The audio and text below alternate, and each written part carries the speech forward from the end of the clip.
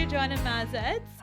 Welcome to the Inspo Talks. I'm excited to have you, the distinguished professor of epidemiology and disease ecology, and the vice provost of Grand Challenges, who founded the One Health Institute here at Davis, on the show today. Thank you, Orly. Yeah. I'm thrilled to be here, and thank you for all that you're doing for our pre-vet community. Yeah, I'm so happy you're here with us today, where we're chat a little bit about like One Health program, what it entails, and how to get involved with it if someone's interested in getting involved. Fantastic.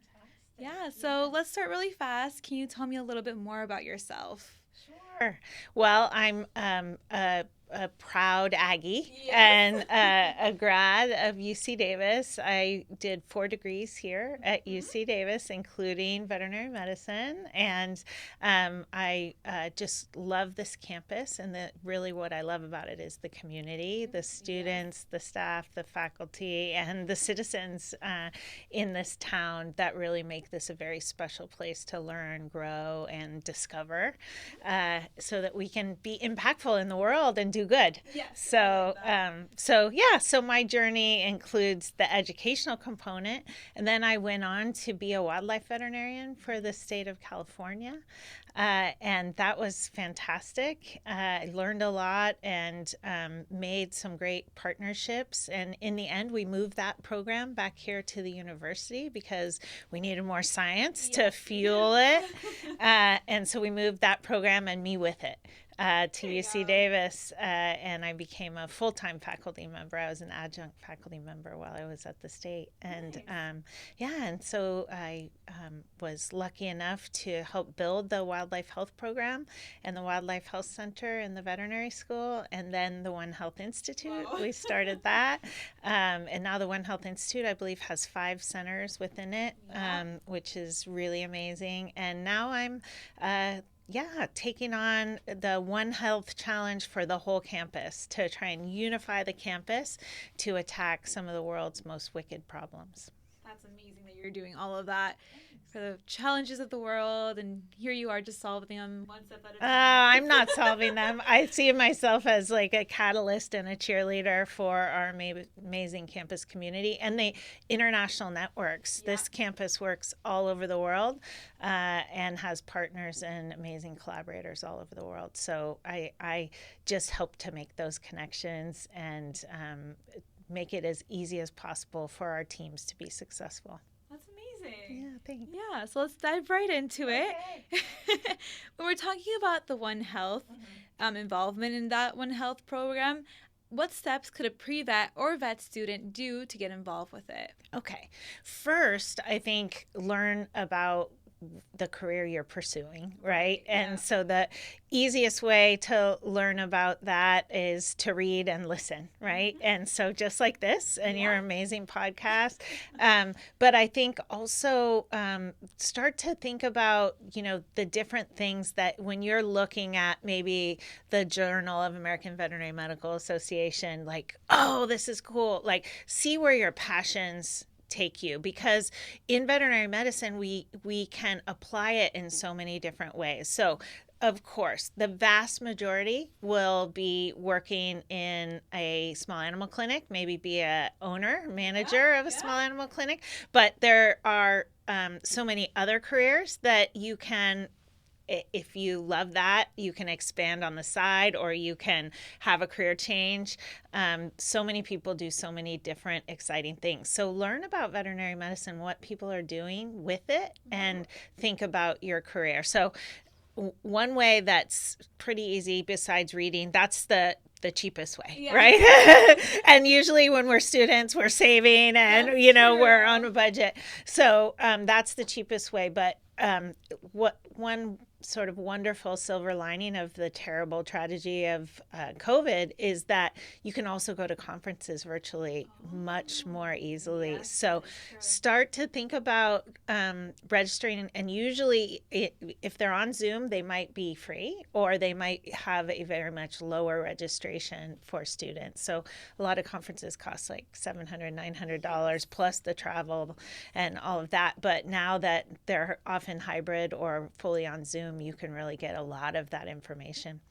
why I love that is you also get to see the cool people and who you might want to work with. So you can choose where you pursue your programs because you're like, I want to work with that person, or what they're focusing on is so amazing. I want to go there.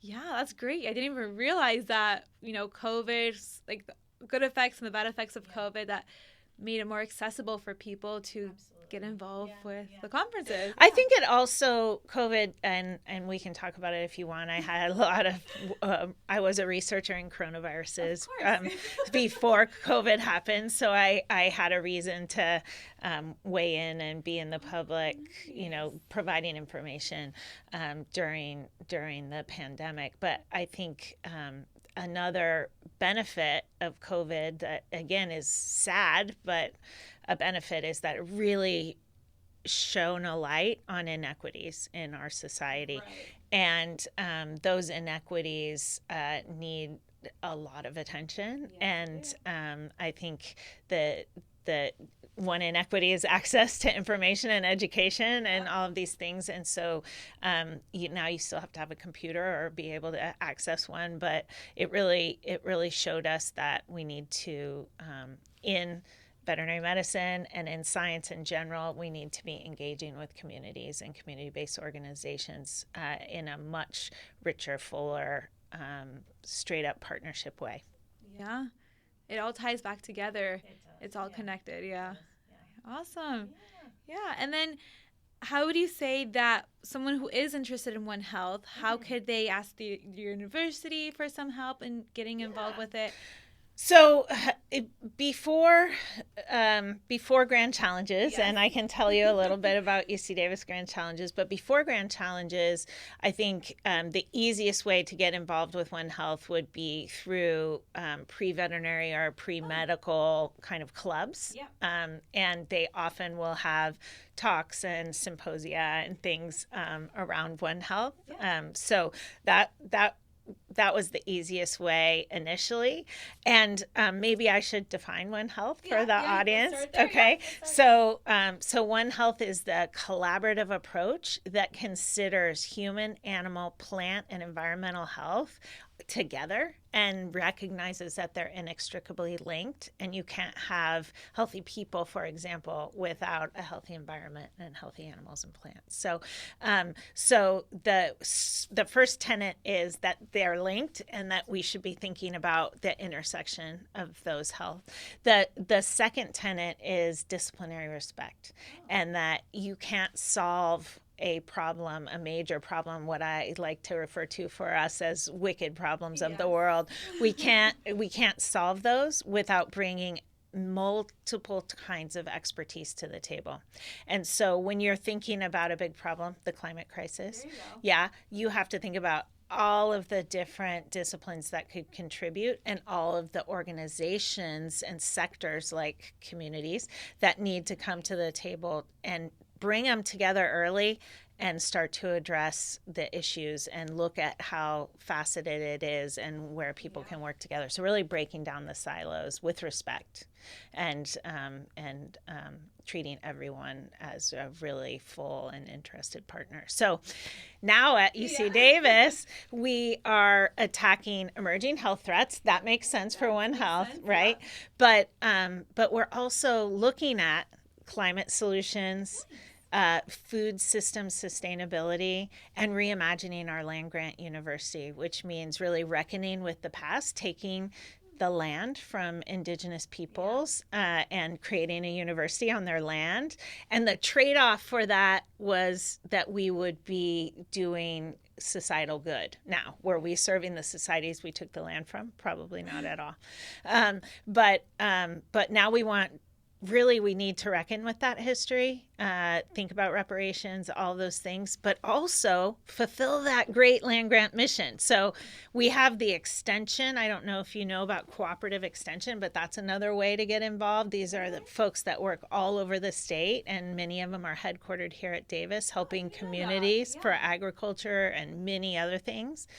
And so while these aren't all health related now, we're using that same multidisciplinary respectful engagement to attack those big wicked problems. And I'm really proud of UC Davis for wanting this land-grant university to be reimagined and be as helpful to society as possible. That's great. And you said about everything's connected. Yeah. You were mentioning that it's not only one group involved, it's many groups coming together and solving this wicked problem like you were mentioning before.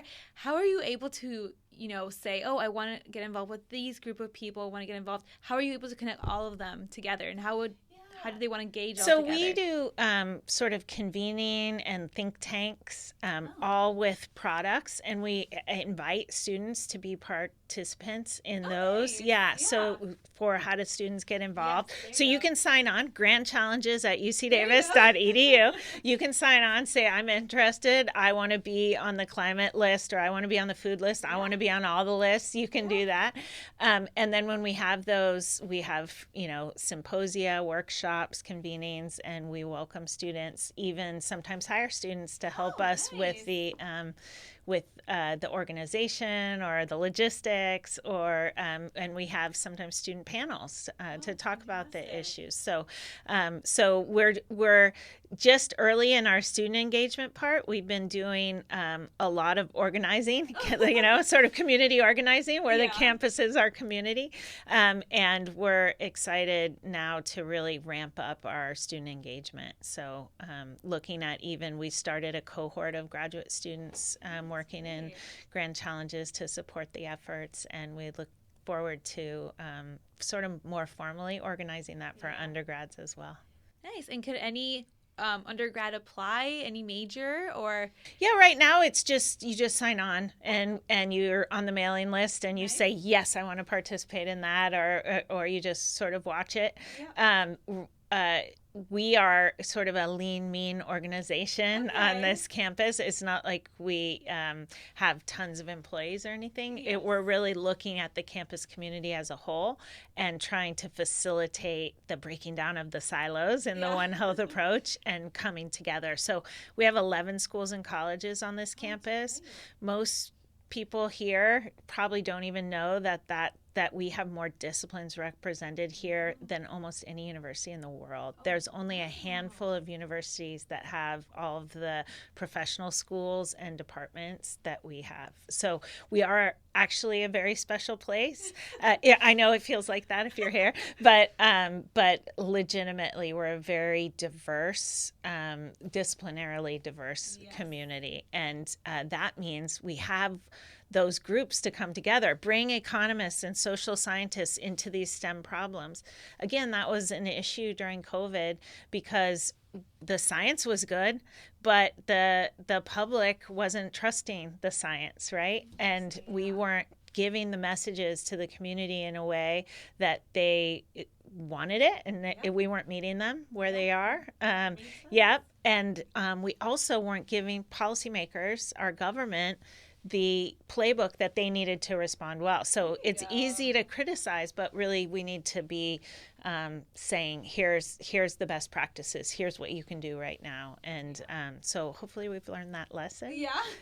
Actually, this week we put out a guidance document for policymakers and other universities saying that universities need to be integrated into public health planning.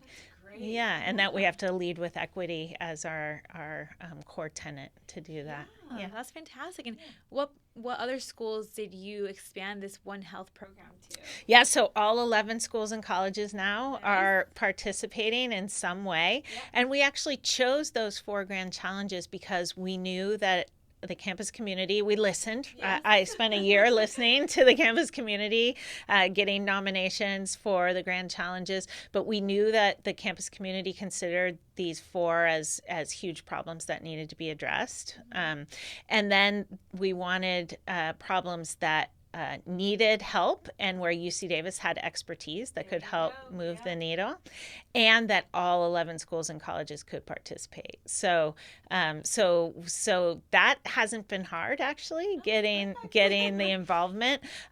It's more, everybody's so busy and figuring out how to lighten the load of engagement so that it's enticing, because life can be really overwhelming. as we all know. Yeah. That wasn't a silver lining. That was a bad consequence of the COVID that it helped us to recognize how bad we are overwhelmed and overworking ourselves, and also, started or brought attention to a mental health pandemic that we're having as well. Yeah, and then my other speaker was just talking about COVID and the mental health wellness. Yeah, so it's all connected. And then, basically, when you were creating this program, did you face any? Yes, the One Health Institute. Did you face any challenges at the beginning, and then how did you overcome those challenges? Yeah, the One Health Institute ended up being in the vet school because a couple faculty, including myself, we decided we wanted to really have this One Health Institute, and so we went and did brown bags at every school and college and said, do you want to participate? And everyone said yes, but because the institute had a very supportive dean and landed as its home in the veterinary school, I think a lot of people said, okay, the vets have that covered.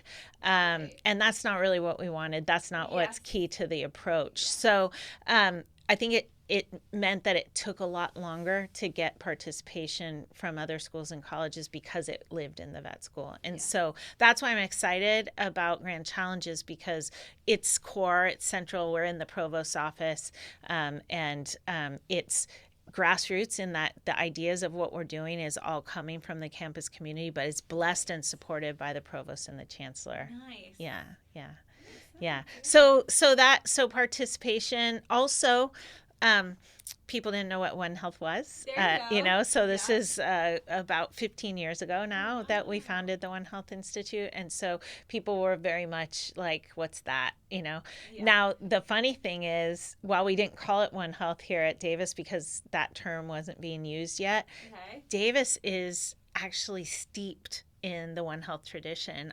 The programs that I went through in my graduate programs, Epidemiology, Masters of Preventive Veterinary Medicine, those have been created and taught since the 1960s in a One Health approach. So it was founded by the vet school, the med school, Division of Statistics, with tons of input from international nutrition, nursing. Even before we had a nursing school, we had a graduate program. So I grew up, literally academically grew up steeped in the One Health approach. It's in our DNA. So it was natural. We were like, these people are all, starting a movement in One Health, but we've been doing it here forever. We should advertise that, recognize that, and do even more. And that's what we did. That's fabulous. I've always heard when people say, One Health, it's only about animals and curing the diseases about animals. I'm like, no. Why don't you learn a little bit more about it and expand your knowledge? And it's definitely incorporating many, programs together, many types of people together, many groups. Yeah, I think a big part that people forget is that our environmental systems and our animal systems can really be early warning systems for things that are going to impact humans, are going to impact the food supply. And right now, if people still maybe don't know about it, but we're in the middle of an avian influenza crisis. And the people in One Health have been watching it for years because it's been moving and, starting in birds as it usually does. But then we saw it move into marine mammals. We saw it devastatingly, wiping animal populations out. And yet the human health community in general is just now paying attention because it's in cows and milk, right?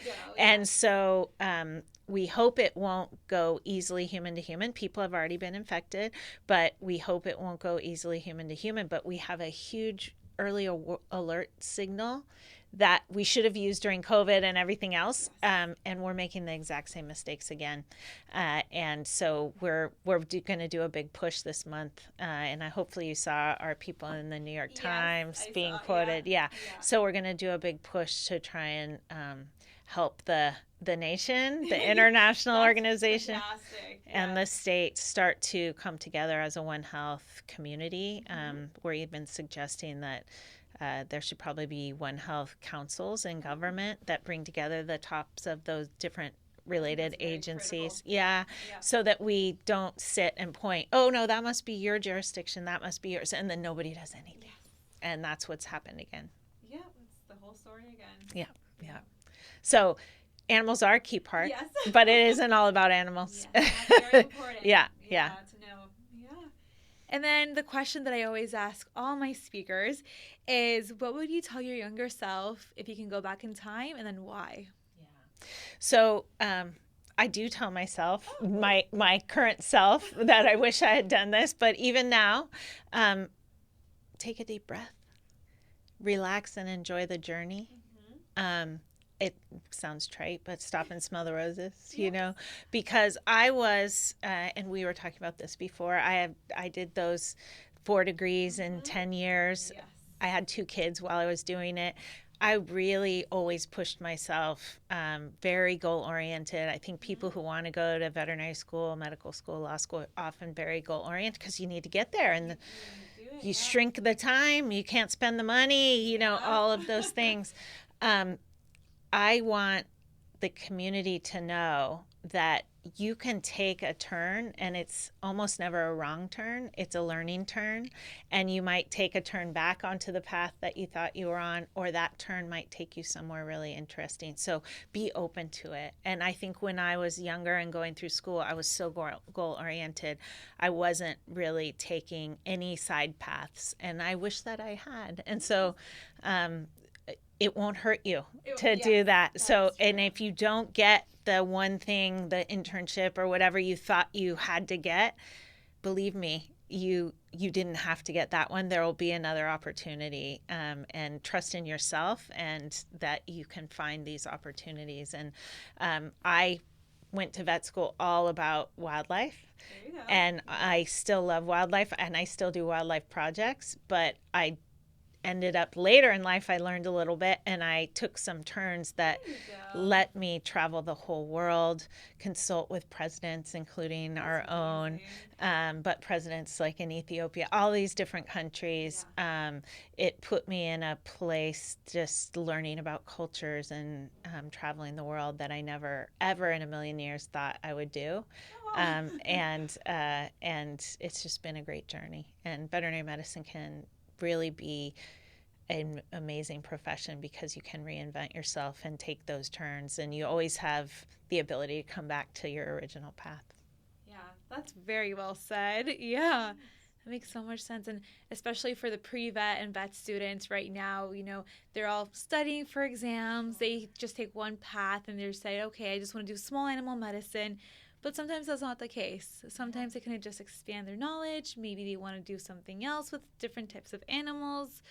Yeah. Absolutely. And many people change their mind when they get into vet school and take a different track, and that's great, you know. And so, you know, be open to the universe and different directions and opportunities that present themselves. Great. So thank you so much for being on. Thanks for having me, and thanks for doing this for our community. Thank you for watching Vet Inspo Talks, and see you next time. See you soon.